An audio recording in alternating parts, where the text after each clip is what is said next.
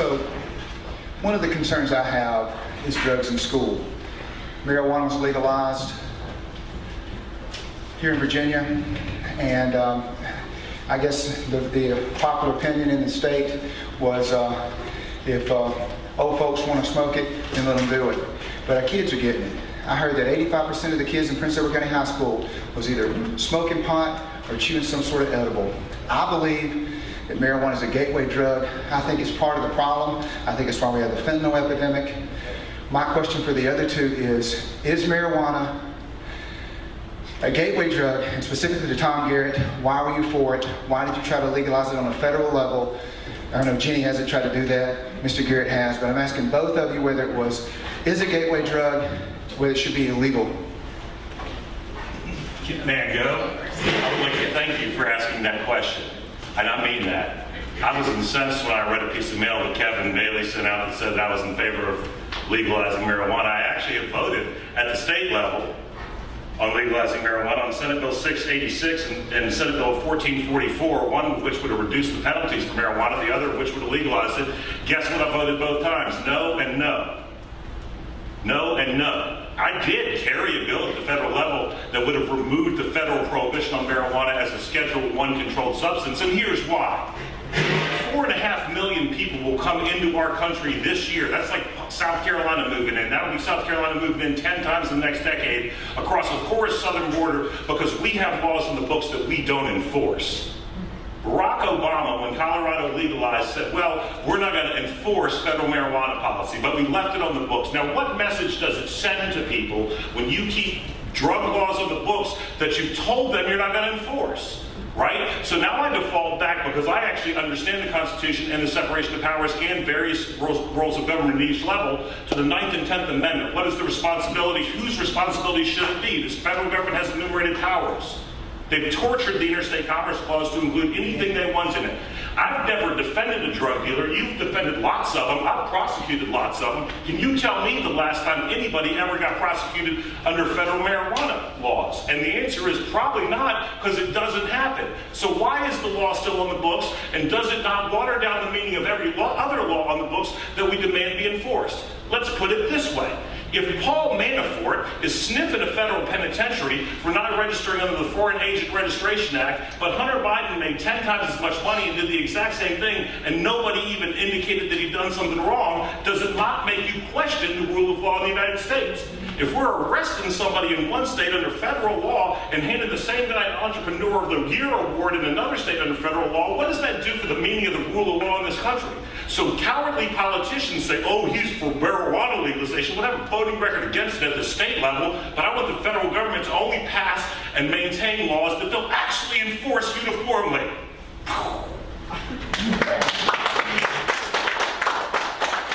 Okay, Jenny, you want to answer that question? The state of Virginia has made a mess of legalizing, decriminalizing marijuana. Where I think we stand now is cleaning up that mess. I think what makes marijuana a gateway drug is the fact that people still go to drug dealers for it. And I believe that if we had in place systems that would eliminate that, would harsher penalties, we close our border to stop them from coming over, stop the drugs from coming over, we would eliminate a lot of that issue. That being said, I do think that medical marijuana has a place in our society, and it has a medicinal value.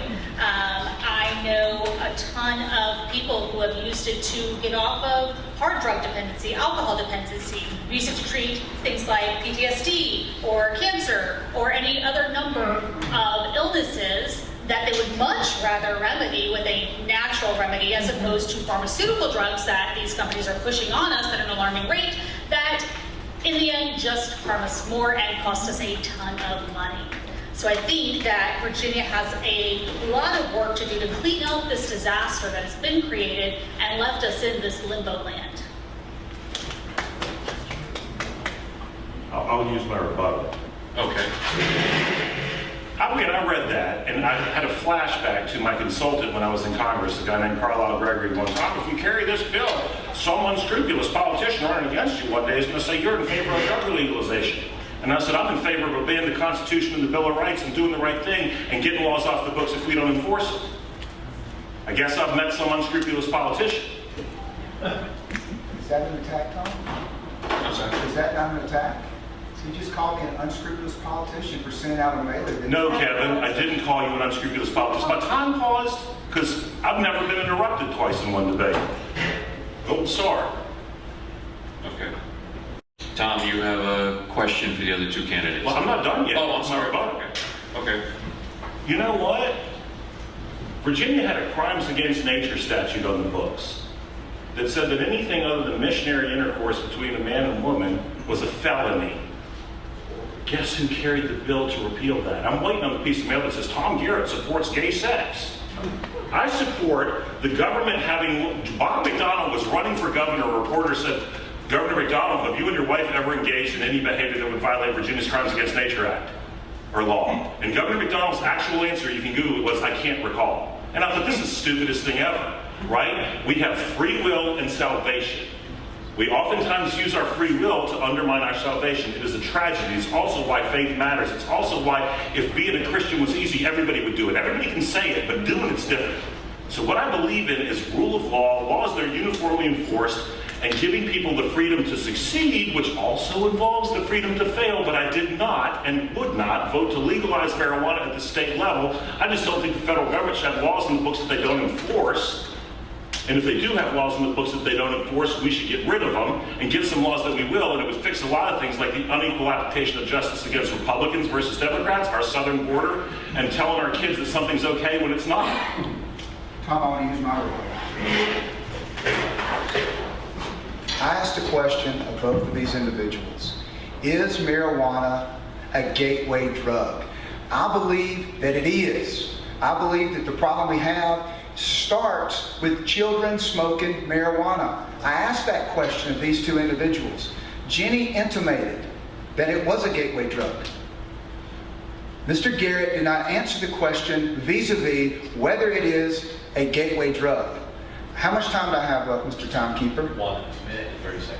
I'm going to yield the rest of my time to Mr. Garrett to answer the question this time on whether it is a gateway drug. Remember, you're on the record. You've been on YouTube and other places talking about marijuana. Be careful what you say. I will post a video if you contradict yourself. Go crazy. Go crazy. Freedom has inherent to it the ability to both succeed and fail. And we will be held accountable not to Kevin Bailey or Tom Garrett, but to our Creator for our decisions, both good and bad. Right? So you can post video and I can post video. I argued that it was a gateway drug when Adam Evan had it as a bill before my committee and I voted to kill it. But what you didn't do is provide any context, and there's lots of video of this too, where I say, why on earth do we allow our politicians to say we're not going to change the law and our executive branch to say we're not going to enforce the law, and we sit back and say, oh, there's nothing wrong here? That is exactly what's wrong on the southern border. That's exactly what's wrong with the dual standard of justice as leveraged by the DOJ against Republicans versus Democrats. That's exactly what's wrong with deciding, well, we don't want to investigate the 2020 election because the results are already in. That's like saying we're not going to investigate a murder because somebody's already dead. So have at it. But what I don't like is the complete lack of context. And what I also don't like is the fact that we worked really hard to get you guys here because we wanted you to see the candidates side by side. And he worked really hard to get you guys here when he thought he could control who could go be delegates for him at the convention.